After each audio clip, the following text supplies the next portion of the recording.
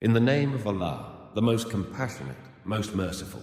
Tawsin. These are the verses of the Qur'an, the clear book.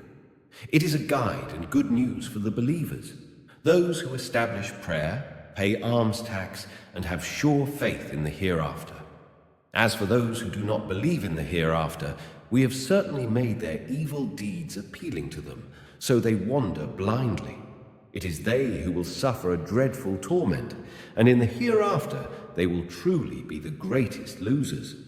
And indeed, you, O Prophet, are receiving the Qur'an from the one who is all-wise, all-knowing.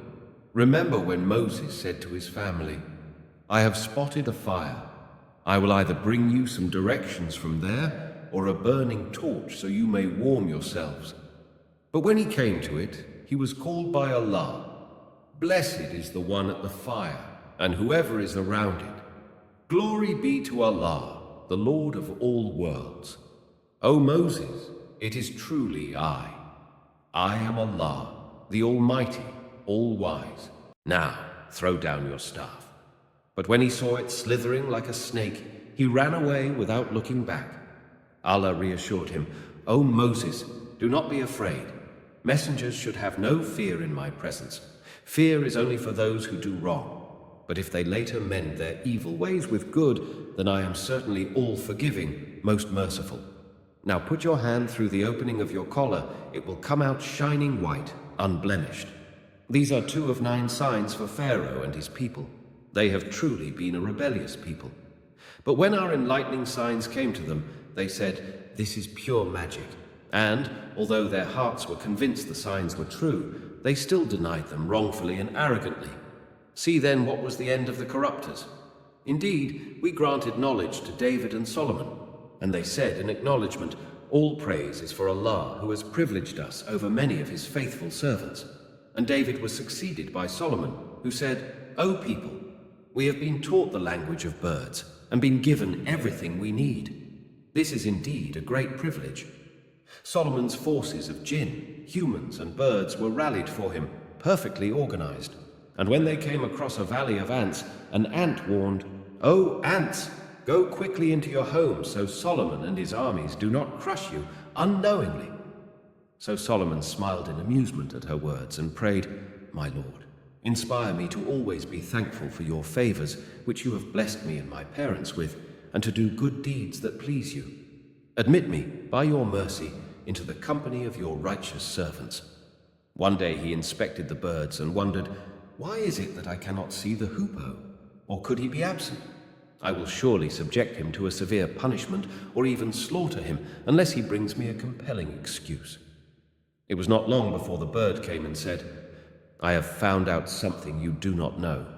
I have just come to you from Sheba with sure news. Indeed, I found a woman ruling over them, who has been given everything she needs, and who has a magnificent throne. I found her and her people prostrating to the sun instead of Allah. For Satan has made their deeds appealing to them, hindering them from the right way and leaving them unguided. So they do not prostrate to Allah, who brings forth what is hidden in the heavens and the earth, and knows what you all conceal and what you reveal.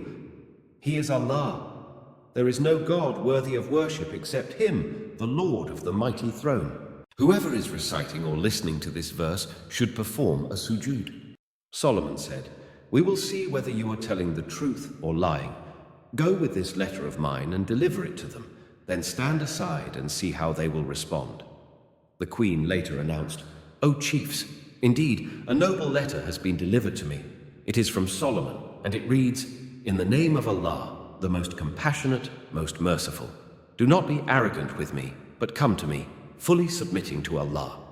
She said, "O chiefs, advise me in this matter of mine, for I would never make any decision without you."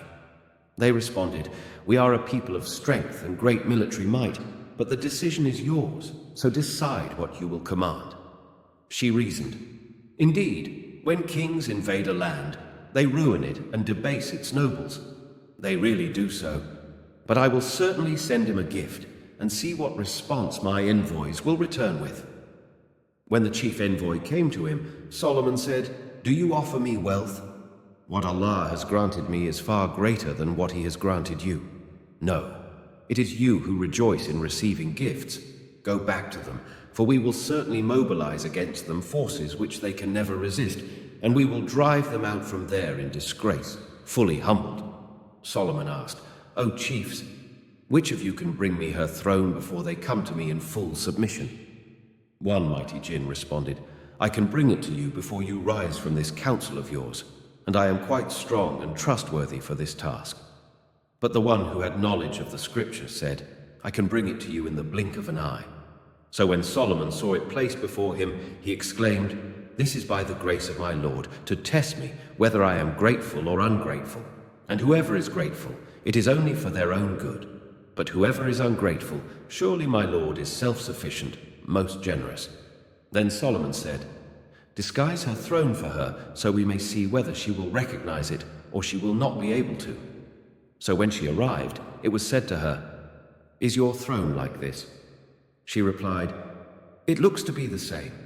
We have already received knowledge of Solomon's prophethood before this miracle, and have submitted to Allah.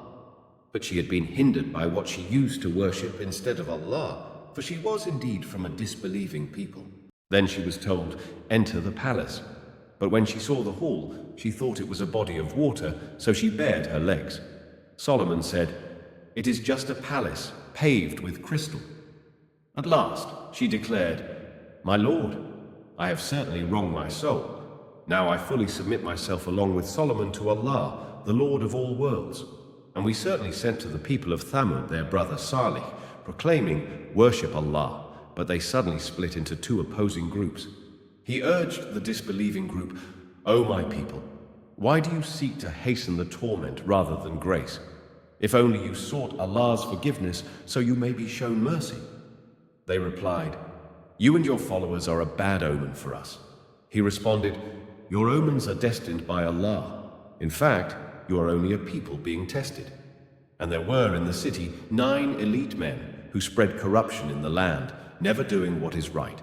They vowed, Let us swear by Allah that we will take him and his family down by night. Then we will certainly say to his closest heirs, We did not witness the murder of his family. We are definitely telling the truth. And so they made a plan, but we too made a plan while they were unaware. See then what the consequences of their plan were. We utterly destroyed them and their people altogether. So their homes are there, but completely ruined because of their wrongdoing. Surely in this is a lesson for people of knowledge. And we delivered those who were faithful and were mindful of Allah.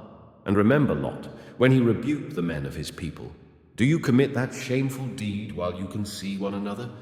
Do you really lust after men instead of women? In fact, you are only a people acting ignorantly.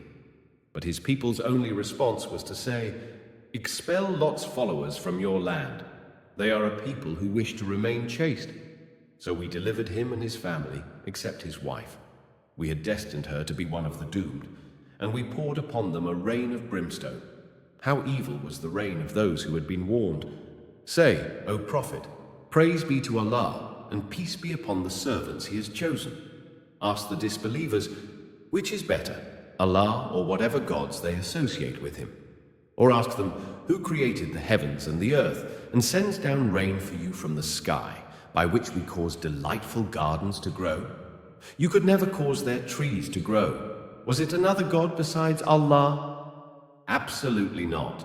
But they are a people who set up equals to Allah. Or ask them, who made the earth a place of settlement, caused rivers to flow through it, placed firm mountains upon it, and set a barrier between fresh and salt bodies of water? Was it another god besides Allah? Absolutely not. But most of them do not know. Or ask them, who responds to the distressed when they cry to him, relieving their affliction, and who makes you successors in the earth? Is it another god besides Allah? Yet you are hardly mindful. Or ask them, who guides you in the darkness of the land and sea, and sends the winds ushering in his mercy? Is it another god besides Allah? Exalted is Allah above what they associate with him. Or ask them, who originates the creation, then resurrects it, and gives you provisions from the heavens and the earth? Is it another god besides Allah? Say, O Prophet, show me your proof if what you say is true. Say, O Prophet, None in the heavens and the earth has knowledge of the unseen except Allah, nor do they know when they will be resurrected. No, their knowledge of the hereafter amounts to ignorance. In fact, they are in doubt about it. In truth, they are totally blind to it. The disbelievers ask, when we and our fathers are reduced to dust, will we really be brought forth alive? We have already been promised this, as well as our forefathers earlier. This is nothing but ancient fables. Say, O Prophet, travel throughout the land and see the fate of the wicked. Do not grieve for them, nor be distressed by their schemes. They ask the believers, when will this threat come to pass, if what you say is true? Say, O Prophet, perhaps some of what you seek to hasten is close at hand. Surely your Lord is ever bountiful to humanity, but most of them are ungrateful. And surely your Lord knows what their hearts conceal and what they reveal. For there is nothing hidden in the heavens or the earth without being written in a perfect record. Indeed, this Qur'an clarifies for the children of Israel most of what they differ over, and it is truly a guide and mercy for the believers. Your Lord will certainly judge between them by his justice, for he is the Almighty, all-knowing. So put your trust in Allah, for you are surely upon the path of clear truth. You certainly cannot make the dead hear the truth, nor can you make the deaf hear the call when they turn their backs and walk away. Nor can you lead the blind out of their misguidance. You can make none hear the truth except those who believe in our revelations, fully submitting to Allah. And when the decree of the hour comes to pass against them, we will bring forth for them a beast from the earth, telling them that the people had no sure faith in our revelations. Watch for the day we will gather from every faith community a group of those who denied our revelations, and they will be driven in ranks. When they finally come before their Lord, he will ask them, did you deny my revelations without even comprehending them? Or what exactly did you do? And the decree of torment will be justified against them for their wrongdoing, leaving them speechless. Do they not see that we made the night for them to rest in, and the day bright? Surely in this are signs for those who believe.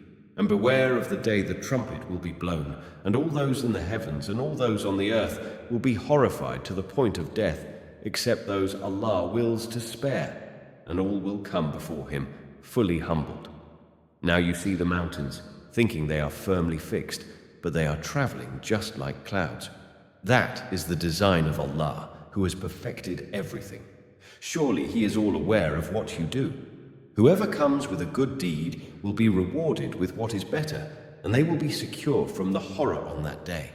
And whoever comes with an evil deed will be hurled face first into the fire. Are you rewarded except for what you used to do? Say, O Prophet, I have only been commanded to worship the Lord of this city of Mecca, who has made it sacred, and to him belongs everything. And I am commanded to be one of those who fully submit to him and to recite the Qur'an. Then whoever chooses to be guided, it is only for their own good. But whoever chooses to stray, say, O Prophet, I am only a warner, and say, all praise is for Allah. He will show you his signs, and you will recognize them, and your Lord is never unaware of what you do.